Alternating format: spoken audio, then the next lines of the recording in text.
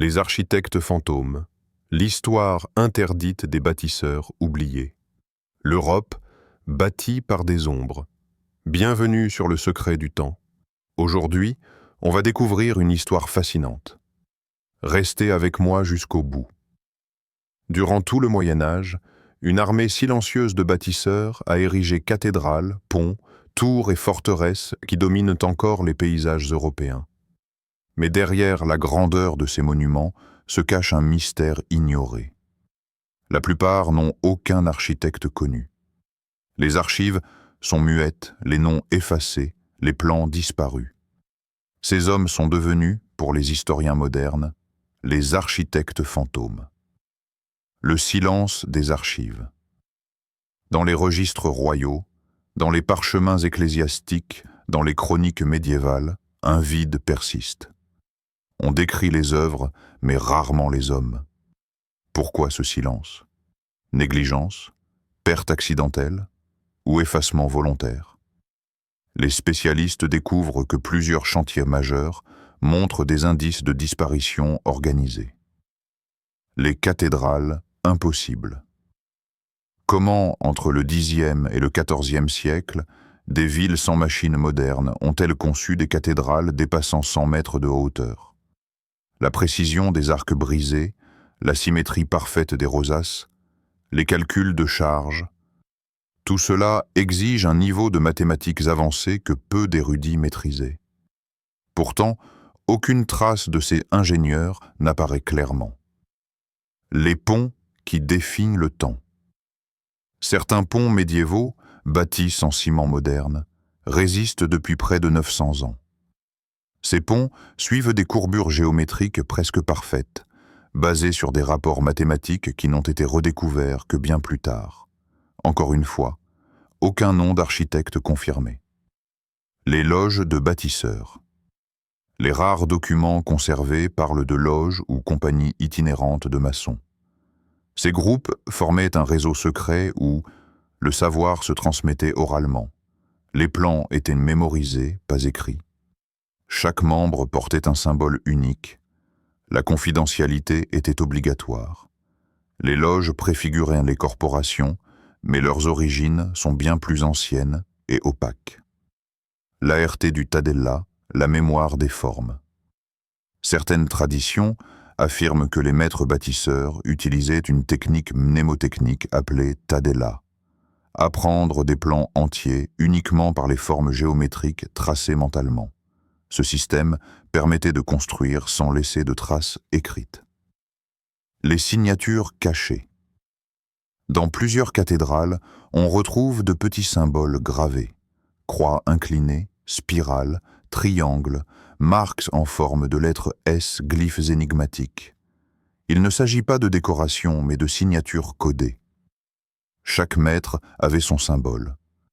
Mais décoder ces marques reste difficile. Elles ne suivent aucune langue connue. L'ingénierie disparue. Certaines structures présentent une maîtrise des forces mécaniques étonnamment avancée. Des arcs qui répartissent le poids de façon parfaite. Des voûtes à nervures résistantes au séisme. Des colonnes creuses permettant d'alléger la structure. Des techniques parfois en avance de 300 ans sur leur époque. Les bâtisseurs itinérants. Un maître bâtisseur pouvait changer de ville chaque année. Ils voyageaient parfois sur plusieurs pays d'Europe, travaillant quelques mois sur un chantier avant de disparaître ailleurs. Leur mobilité rend leur traçabilité presque impossible. Une connaissance interdite. Plusieurs historiens pensent que ces maîtres détenaient un savoir jugé trop puissant pour être diffusé. Ils contrôlaient la géométrie, la statique, les calculs de charge, les mesures sacrées, la symbolique des nombres. Pour certains pouvoirs religieux, cela semblait trop proche de l'occultisme. Le cas de la cathédrale sans architecte. Une cathédrale célèbre présente une particularité troublante. Son plan correspond à une étoile à 5 branches parfaites, invisible depuis le sol. L'architecte n'a jamais été identifié. Comment ce dessin a-t-il pu être réalisé sans instruments modernes ni plans conservés? Le mystère des mathématiques. Des monuments respectent le nombre d'or, la suite de Fibonacci et des rapports astronomiques précis. Ces concepts n'étaient censés être connus que par quelques érudits. Les bâtisseurs, eux, les maîtrisaient instinctivement. La transmission secrète. La formation d'un maître pouvait durer 20 ans. Il apprenait à lire les ombres, à mesurer sans instrument, à tracer un cercle parfait sans compas. Ces techniques n'ont jamais été écrites. Elles passaient de maître à élève dans l'ombre. Les outils perdus. Certaines traces d'outils retrouvées sur les pierres ne correspondent à aucun outil connu. Des marques laissent penser à des instruments hybrides entre cordes, règles, niveau optique. Ces outils ont disparu du patrimoine matériel comme s'ils avaient été détruits. Les cathédrales alignées. Plusieurs cathédrales sont alignées sur des axes astronomiques ou des lignes telluriques. Hasard ou connaissance énergétique oubliée? Les architectes fantômes semblent avoir suivi une logique cosmique. Les ordres monastiques et le secret. Certains maîtres dépendaient d'ordres religieux, d'autres de guildes indépendantes. Mais tous partageaient un même pacte, le silence. Il était interdit de révéler les secrets de la construction sacrée. La disparition des maîtres. Au XVe siècle, beaucoup de ces bâtisseurs disparaissent soudainement des archives.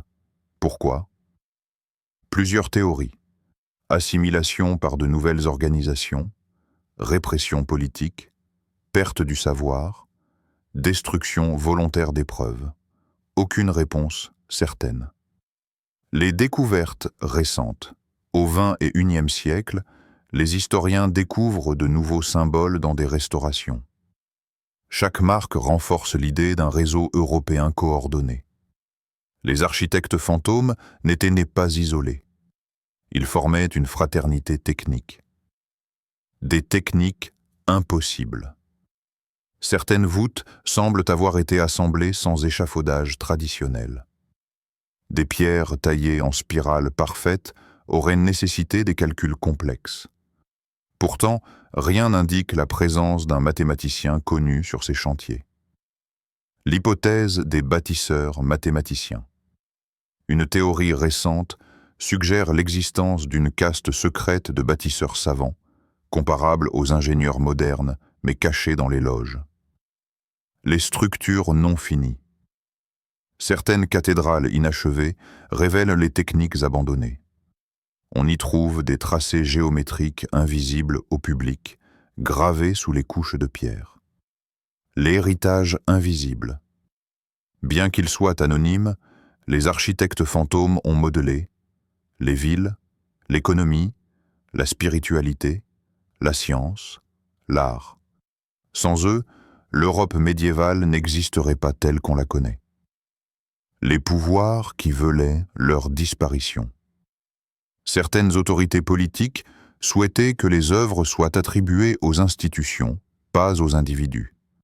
D'où l'effacement volontaire des noms. Que reste-t-il d'eux? Seulement des marques secrètes, des chefs-d'œuvre silencieux, quelques parchemins incomplets, des légendes. Ils ont bâti l'Europe, mais leurs visages sont perdus. Leur héritage est toujours là, les architectes fantômes ont disparu, mais leurs œuvres se dressent toujours. Chaque pierre raconte leur science, leur audace et leur mystère. Étudier leurs traces, c'est ouvrir un livre que personne n'a encore fini de lire.